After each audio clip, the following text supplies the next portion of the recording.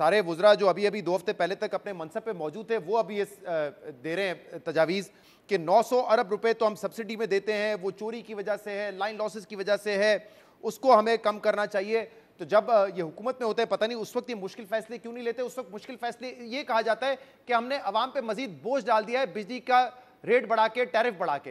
लेकिन ये जो असल आपको कड़वा घूट पीना है, जिसपे चाहे प्राइवेटाइजेशन भी हो सकती है, लाइन लॉसेस को आप कम करें, जहां चोरी हो रही है वहां से चोरी को रोके, रिकवरी बेहतर करें, ये हम कब करेंगे? और इसके अलावा एक बात बार बार की जाती है कि अगर कैपेसिटी चार्जेस जो अब 2000 अरब रुपए के हैं आउट ऑफ 3300 बिलियन जो कि कवर करने हैं, डिस्कोज ने जो रिकवर करने हैं, तो ये बताइएगा कि ये कैसे हो सकता है कि हम बिजली की जो इस वक्त कंजम्पशन है उसको बढ़ाएं?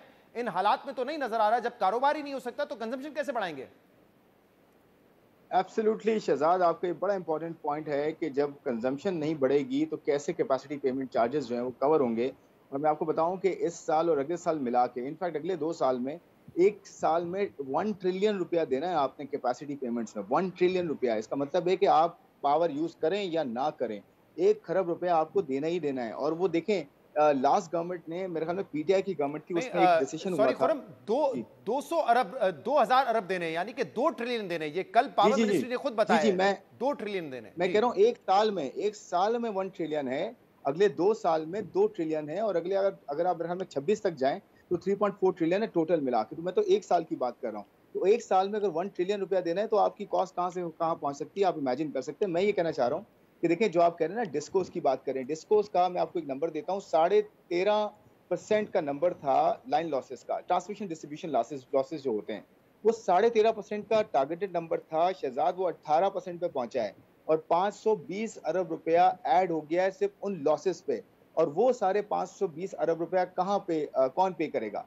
यूनिफॉर्म टैरिफ का यही एक फ्लॉ है, चाहे वो पेट्रोलियम प्रोडक्ट प्राइसेस को आप इक्वलाइज करें या आप इलेक्ट्रिसिटी की प्राइसेस को इक्वलाइज करें, ये सारा जो पैसा है ना, 520 अरब रुपया, ये हम पे आप पे जाता है जो एक्चुअली अपने बिल्स टाइम पे करते हैं। और जिस एरिया में रिकवरी नहीं हो रही, वो सारा हम पे आ रहा होता है। तो देखें, स्ट्रक्चरल प्रॉब्लम्स तो कितने अरसे से चल रहे हैं इसके एनर्जी सेक्टर के। सर्कुलर डेट हो गया, नॉन रिकवरी हो गया, और ये आपके ट्रांसमिशन डिस्ट्रीब्यूशन लॉस हो गया। 100 रुपए की बिजली बनती है ना, तो 30 रुपए जाया होते हैं। और ये अभी से नहीं है, ये पिछले कई सालों से चल रहा है। मेरे कहने का मतलब ये है कि एक स्ट्रैटेजी होनी चाहिए, वो ये कि इन्वेस्टमेंट को अगर फरोग दिया जाए और किसी तरह से कंजम्पशन को बढ़ाया जाए। इससे एक फायदा ये होगा कि आपकी जो कैपेसिटी पेमेंट्स है ना, वो एटलीस्ट आपकी जस्टिफाइड होंगी। कि मिसाल के तौर पे, कंजम्पशन बढ़ती है अगर पावर की, इसमें ये हो सकता है कि जो जो कैप्टिव पावर प्लांट्स हैं उनको आप ग्रिड पे लेकर आएं। आप कहें कि जी, आप जो ग्रिड की पावर है वो यूज करें, हाउस होल्ड्स को प्राइस कम करके दी जाए ताकि पावर यूज हो।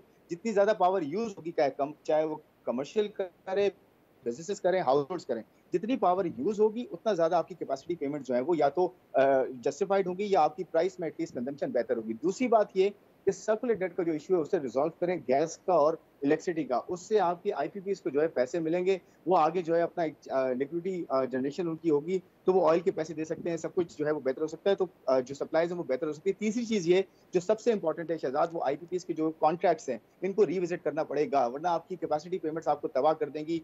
जब तक आप ये आईपीपीएस के कॉन्ट्रैक्ट्स को रिविजिट नहीं करेंगे, चाइना के साथ, मोस्टली चाइनीज हैं, चाइना आपका दोस्त है, उनके साथ बैठे बात करें। सही